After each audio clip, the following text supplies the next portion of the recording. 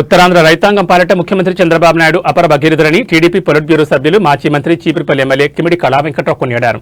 Thotapalli project ద్వారా చీపురుపల్లి నియోజకవర్గాన్ని సస్యశ్యామలం చేసిన ఘనత ఆయనకే దక్కుతుందన్నారు. బుధవారం జరిగిన ఒక కార్యక్రమంలో ముఖ్యమంత్రి చంద్రబాబు నాయుడు సమక్షంలో ఆయన మాట్లాడుతూ ఈ ప్రాంత వ్యవసాయ పారిశ్రామిక అభివృద్ధిపై కీలక వ్యాఖ్యలు చేశారు. ఒకప్పుడు చీపురుపల్లి రణస్థలం ప్రాంతాలు కరువు కాటకాలతో అల్లాడేవని, 6 ఏళ్లకు ఒకసారి మాత్రమే పంటలు పండే దుస్థితి ఉండేదని కళా వెంకట్రావు గుర్తు చేశారు. అటువంటి ప్రాంతానికి తోటపల్లి ప్రాజెక్టు ద్వారా నీరు అందించి ముఖ్యమంత్రి చంద్రబాబు నాయుడు ప్రాణం పోశారన్నారు. దేశ చరిత్రలోని ఒక మీడియం ఇరిగేషన్ ప్రాజెక్టుకు స్వయంగా శంకుస్థాపన చేసి ముఖ్యమంత్రిగా దాన్ని పూర్తి చేసి ప్రారంభించిన ఏకైక నేత చంద్రబాబు నాయుడు అని ఆయన ప్రశంసించారు. ప్రాజెక్టు రాకముందు 27-18 మీటర్ల లోతులో ఉండే భూగర్భ జలాలు ఇప్పుడు వేసవి కాలంలో సైతం 9 మీటర్ల పైకి రావడం చంద్రబాబు దార్శనికతకు నిదర్శనమన్నారు.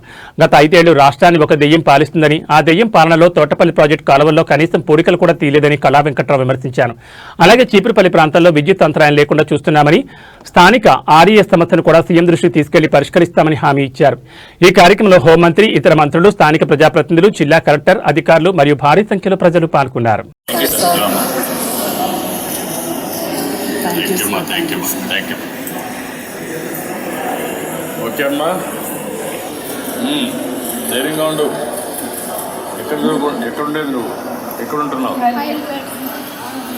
స్కూల్కు ఇంట్లో నుంచి పోతున్నావా లేదంటే స్కూల్లో హాస్టల్లో ఉన్నావా అంటే ఇక్కడ ఇక్కడ నుంచి పోతున్నా?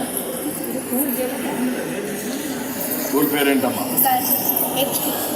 చీపురుపల్లి పట్ల అపర భగీరథులు తోటపల్లి తీసుకొచ్చినటువంటి మన గౌరవ ముఖ్యమంత్రి శ్రీ నారా చంద్రబాబు నాయుడు గారికి, అదేవిధంగా హోంమంత్రి గారు, మిగతా మా కొలీగ్స్ కి, కలెక్టర్ గారికి, ఈరోజు ఎవరైతే 2 పెన్షనర్స్ ఉన్నారో వీళ్ళు, సోదరులారా సోదరీమణులారా, మీకు అందరికీ నా నమస్కారాలు. సారణ అపార భగీరథులని ఎందుకన్నానంటే, ఈ భారతదేశం మొత్తం మీద ఎవరు ఎక్కడ కూడా మీడియం ఇరిగేషన్ ప్రాజెక్టు తనే శంకుస్థాపన చేసి, మళ్ళీ ముఖ్యమంత్రిగా వచ్చిన తర్వాత తనే పూర్తి చేసి ఓపెన్ చేసినటువంటి ఏకైక ముఖ్యమంత్రి భారతదేశం స్వతంత్రం వచ్చిన తర్వాత ఒక్క మన నారా చంద్రబాబు నాయుడు గారే అని చెప్పి మీకు అందరికీ నేను మనవి చేస్తున్నాను. మరి చీపురుపల్లి అని అంటే 27 తాలూకాలు భారతదేశంలో ఉంటే, ఈ తాలూకాలో కూడా ఇది రాకముందు వర్షాలు 6 సంవత్సరాలకు ఒకసారి మనకు పంట పండేది. కరువాకులు అనేవారు ఈ ప్రాంతాన్ని, ఆ రణస్థలం ఏరియాని, అలాంటి ప్రాంతానికి నీరు తీసుకొచ్చి ఈరోజు సస్యశ్యామలం చేశారు. మరి ఏడాది ఉండేటటువంటి ఆ చివరి వరకు కూడా మధ్యలో వచ్చినటువంటి ఒక దెయ్యం వచ్చింది. ఆ దెయ్యం వల్ల 5 సంవత్సరాలు కూడా పూడికి తీగిపోవటం వలన నీరు రావడం, 5 సంవత్సరాలు పంట లేదు. మళ్ళీ తెలుగుదేశం వచ్చింది, చంద్రబాబు నాయుడు గారు వచ్చారు. ఈ ఏడాది తప్పకుండా లాస్ట్ ఇయర్ పండింది, ఈ ఏడాది కూడా అదే విధంగా తెలుగుదేశం ప్రభుత్వం పండిస్తుంది అని చెప్పి మీకు అందరికీ నేను మనవి చేస్తున్నాను. ఇదే కాకుండా మనకి అనేకమైనటువంటి అప్లికేషన్లు వస్తున్నాయి. సార్ పెట్టినందువల్ల 27 మీటర్లు, 16 మీటర్లు, 18 మీటర్ల పైనే ఉండేటటువంటి గ్రౌండ్ వాటరు ఇప్పుడు ఈ వేసవి కాలంలో 9 మీటర్ల వరకు వచ్చింది ఆ తోటపల్లి రావడం వలన. అందువల్ల సార్ మా ప్రాంతంలో ఎక్కువ అగ్రికల్చరల్ కనెక్షన్స్ అడుగుతున్నారు.